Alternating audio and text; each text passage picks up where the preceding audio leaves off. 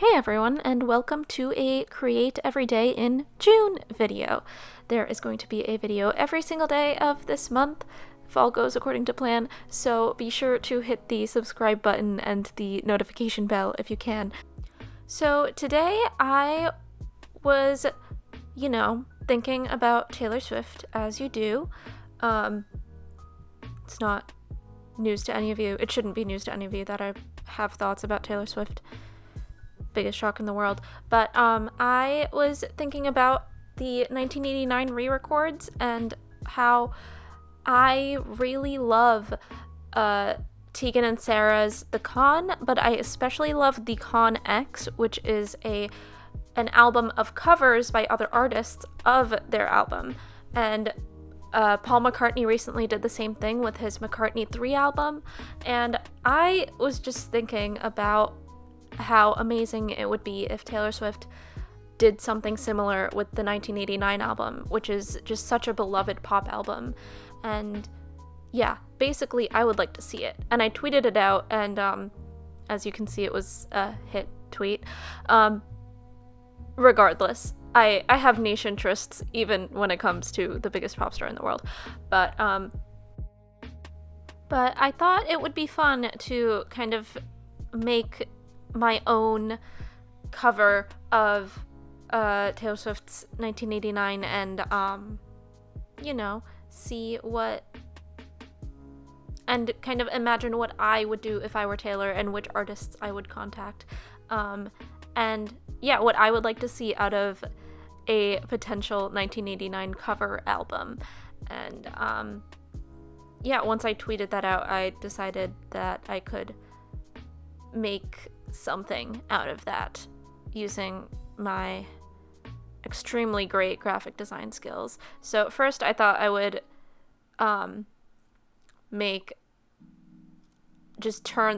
change the front cover slightly to cover half of it and then write down the new artists' names. But then I quickly realized that she just has too many songs to fit on that little triangle, so I nixed that idea and I just started writing down what I wanted to see, and I made an attempt to mimic her handwriting at first, and then I kind of gave up. But yeah, so I thought I would kind of go through and explain my thought process of why I chose the songs that I did for the artists, and just talk about my favorite artists for a little while. So first up is the song Welcome to New York, which is one of my favorite songs off of 1989. I will say that about every 1989 song, by the way. But Welcome to New York is great, and I thought that Carly Rae Jepsen would do an amazing version of Welcome to New York. She just has such a great pop sensibility, and Welcome to New York is such a fun, upbeat song about happiness, and Carly Rae Jepsen is just the queen of that, and I would love to hear that, even though she is Canadian and not a New Yorker. So up next is Blank Space, which was just such an iconic song when it came out and is still a bop. And because it was just such a breath of fresh air when it came out, I thought I would give it to someone who is a breath of fresh air right now, which is Tessa Violet. She is just such a brilliant songwriter and singer, and so versatile and so fun, and I feel like she would just do something super creative with it. And if you've seen the Legs music video, you know that she can do a sexier, flirty song, and this is exactly what Blank Space is, and it would be so good.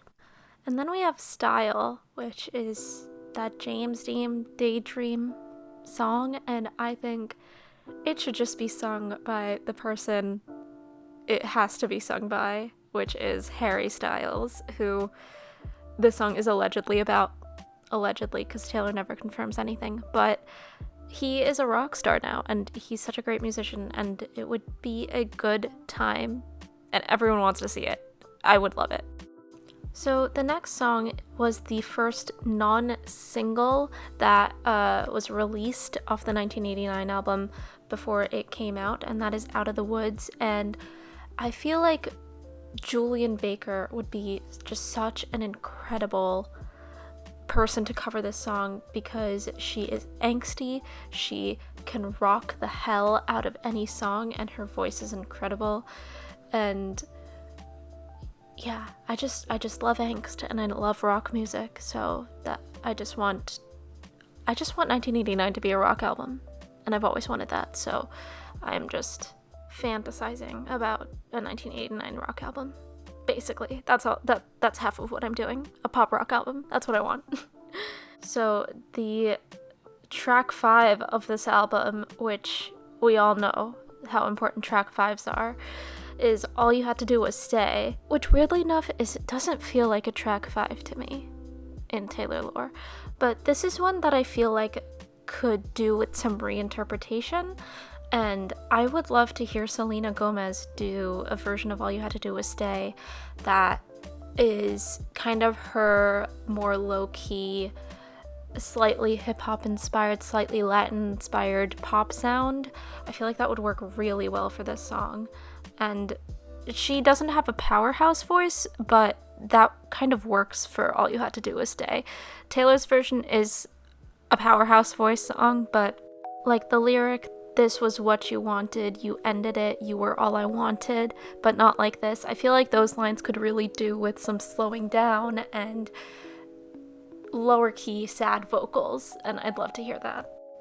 And up next we have Shake It Off, which is just such an iconic pop song, but for some reason I can just hear Orla Gartland shouting this song on a stage with her guitar, being cool and badass, and I want it. I want a kind of rock and roll version of Shake It Off. I feel like it would work. Also, Paul McCartney mentioned Shake It Off when he and Taylor Swift briefly talked for an interview, and I don't know, Paul and Orla doing Shake It Off? Mostly I want an Orla Gartland version, but also if Paul wants to hop on, I mean, he's Paul McCartney, he can do what he wants. So the next song is I Wish You Would, which is such a good breakup song. It's sad and passionate and angry, and I think I want the original queens of the breakup song, at least the original queens from when I was in middle school, to sing this. Allie and AJ, they have had such an amazing resurgence recently of synth pop music, but also they have done an explicit re-record of Potential Breakup Song, which is just amazing. And yeah, I want this sister duo to do I Wish You Would. I feel like they would do amazing. They are such good performers, such good singers. I love them, and I would love to see it. And then we have Bad Blood, which I briefly toyed with the idea of making it a Katy Perry song, but if you saw the Reputation Stadium tour and the version of Bad Blood Taylor did with a mashup of Shoulda Said No, you know that this song needs to be a rock song, it needs to be fire, it needs to be by Fall Out Boy. They're the only ones who can do it justice. I love them so much. And then we have Wildest Dreams, which at first I was really having trouble figuring out who would do a really good Wildest Dreams. And then I realized that Hayley Williams is so prolific. Like, yes, she has Paramore and her pop punk sound and that classic Paramore sound, and Wildest Dreams would sound pretty cool in a pop punk sound, but also with her newer stuff, she's developed a much softer voice, and even the songs Last Hope and 26 have such soft vibes, and I kind of love a soft vibe for Wildest Dreams, and I think Hayley Williams would just do such an amazing job. And then there's How You Get the Girl, which I think is one of the more underrated tracks off of 1989, so I thought I would go with an extremely underrated artist, Rina Sawayama, who is openly bisexual, and this song is, for 1989, it's pretty gay, so I would want that. And her pop vibe is it's like a harder pop, and I feel like How You Get the Girl needs to go harder in order for it to be taken seriously. And it would she's just such an incredible vocalist. It would sound so good if Rina Sawayama did this. So, Rina Sawayama for How You Get the Girl. So the thing I love about the song This Love is that it has such beautiful little harmonies and layered vocals. And two people who I think do that really well is another sister duo, Tegan and Sarah.